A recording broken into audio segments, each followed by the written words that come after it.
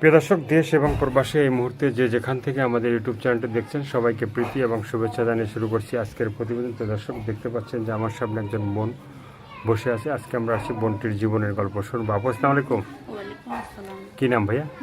নুরি। নুরি আপু, ভালো? হ্যাঁ, আলহামদুলিল্লাহ ভালো। বেশি ভালো না কম ভালো? আরে বেশি ভালো নেই। বেশি ভালো নাই কেন? মন ভরা খালি ভাই দুঃখ জ্বালা যন্ত্রণা, ভালো থাকবো কিভাবে? মন ভরা কি দুঃখ জ্বালা যন্ত্রণা, ঠিক আছে? জি, মানে ভালোবাসা নাই? ভালোবাসা তো ভাই জীবনেই কখনো পাইলাম না। জীবনে পান নাই কেউ? মানে কারো কাছ থেকে পান নাই? জীবনেই পাইলাম না কারো। মানে আছে না যে মায়ের কাছ থেকে ভালোবাসা পায়, বাবার কাছ থেকে ভালোবাসা পায়, ভাই বোনদের থেকে ভালোবাসা পায়, আবার ভালোবাসার মানুষের কাছ থেকে মনের ভালোবাসা পায়। তো ভালোবাসা সন্তান এমনিতেই পায়, কিন্তু মনের মানুষের কাছ থেকে ভাই ভালোবাসা পাইলাম না। আজ পর্যন্ত কেউ গোলাপ নিয়ে এসে বলে নাই যে নুরি আপু মানে তোমাকে ভালোবাসতে চাই?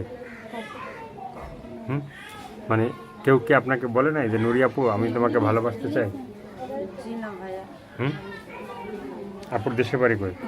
আমাদের দেশের বাড়ি সাভার জামসিং। সাভার জামসিং। জি। তো এখন এই ভিডিওর সামনে আসলেন, হ্যাঁ, আপনার মনে দুঃখ কষ্ট কি আছে একটু বলেন। মনের দুঃখ কষ্ট নিয়ে আইলাম যে আমার বাবা নেই, আমার একটা মা আছে, অসুস্থ মা। হুম ছোট একটা পানের দোকান দিয়ে আমাদের সংসারটা চলতো। হুম কিছুদিন আগে তুফানের শিল পইরা পাথর পইরা আমাদের দোকানটা ভেঙা চুরা গেছে গা। হুম এখন সংসারটা ঠিক মতন চলতেছে না। হুম এখন অসুস্থ মার যে চিকিৎসা করবো সেইরকম ভাবে কোনো ব্যবস্থা নেই। কোনো দয়ালদার ভাই যদি আমাদের দোকানটার ব্যবস্থা করে দিত, হুম করে দিত, মানে একটা হৃদয়বান ব্যক্তি। হুম আমি এই দুঃখ কষ্ট নিয়ে এই বলার জন্য আমি প্রতিবেদনের মাঝে আমি আসা, হুম তার জন্যই আসলাম। যে দেখি সবাই বলে যে প্রতিবেদন করলে নাকি মানুষ এইটা সেটা কত কিছু বলে। হুম তাই জীবনের প্রথম ভাই প্রতিবেদনের মাঝে আইলাম যে মন ভরা দুঃখ কষ্ট নিয়ে, হুম যে দেখি আমার দুঃখ কষ্ট ডাল নাকি দূর করে নাকি। হুম এই নিয়ে আইলাম। আমার অসুস্থ আম্মু আছে ঘরে। তো এই যে আমি অসুস্থ আম্মু ঘরে আছে, ঠিক আছে, তো আপনার কি বিয়ে শাদী হয়েছে? জি, আমার বিয়ে শাদী হয়েছিল। এখন কই দুলাভাই কই? দুলাভাইটা ইসে থাকতো চিটাগাং, হ্যাঁ ওইখানে থাকতো। হ্যাঁ। তা এখন কি? যৌতুকের জন্য খালি খুব অত্যাচার করতো, মারধর করতো, হ্যাঁ বুঝছো, অত্যাচার করতো। এই জন্য পরে আমার আম্মু আমাকে পরে ওইখান থেকে তালাক দিয়ে করে নিয়ে চলে আসে।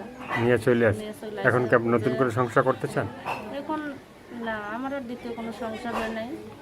না, সামনে কি চান করতে? আমি চাই তো যে সেরকম যদি একটা হৃদয়বান ব্যক্তি এই দুঃখের দিন আমাদের পাশে এসে দাঁড়ায়, আমার দোকানদারি তো ব্যবস্থা করে দেয়। হুম নিশ্চয়ই তো তার মনে কোনো আশা কোনো স্বপ্ন নিয়েই তো আমার পাশে দাঁড়ায়। আপনার কি দোকান আছে? জি, ছোট একটা পানের দোকান আছে। পানের দোকান আছে? জি, পান খাইতে আসে কেউ? এইটা আমার আম্মা এই পানের দোকানটা চালাইতো। যখন আমার দোকানটা ভেঙে যাওয়ার কারণে এখন তার চলে না, শিলপুরা টিন সব কিছু ভেঙে গেছে গা, প্রতিবেদনের মাঝে আসে না। মন ভরা দুঃখ কষ্ট নিয়ে প্রতিবেদনের মাঝে আজকে আসছি, এসে দাঁড়াইছি। যে প্রবাসী ভাইরা, দেশের ভাইরা ফোন দিবেন, সে একটু ভালো মন নিয়ে ফোনটা দিবেন, কোনো খারাপ উদ্দেশ্য নিয়ে ফোন দিবেন না। কারণ আমি একটা ভালো মন নিয়ে যে ফোন দেবে, কারণ একটা ভালো মনের সন্ধান একটা ভালো মনে বলতে পারে। আর যারা খারাপ মন নিয়ে ফোন দেবে তারা তো শুধু খালি উল্টা পাল্টাই কথা বলবে। আমি তো এরকম ভাবে কথা বলার থেকে ভাই না বলাই ভালো। আর আমার সবশেষে তো দর্শক, এই আপুর কথাগুলো আর কিছু বলতে চান? আমি একটা কথা বলতে চাই যে কোনো অবিবাহিত ছেলে ভাইরা আমার কাছে ফোন দিয়ে না, কারণ আমি একটা বিবাহিত মেয়ে। আমি চাই আমার কাছে একটা বিবাহিত মানুষ ফোন দেয়। কোনো অবিবাহিত ছেলেরা ফোন দিয়ে ভাই বাজে কথা বললেন না, বাজে কোনো কমেন্ট করেন না, কমেন্টে কোনো আজে বাজে কিছু কেউ লেখেন না। তো দর্শক, এই আপুর কথাগুলো শুনলেন, ভালো লাগলে অবশ্যই তার পাশে থাকবেন। সাহায্য সহযোগিতা, প্রেম, ভালোবাসা, বিয়ে শাদী যে যেটা করবেন সেটা আপনাদের একান্তই ব্যক্তিগত ব্যাপার। ভালো থাকেন, সুস্থ থাকেন, 5 ওয়াক্ত নামাজ পড়েন, দেশটাকে বেশি বেশি করে ভালোবাসেন। সবাইকে আল্লাহ হাফেজ, সবাই ভীষণ ভালো থাকবেন।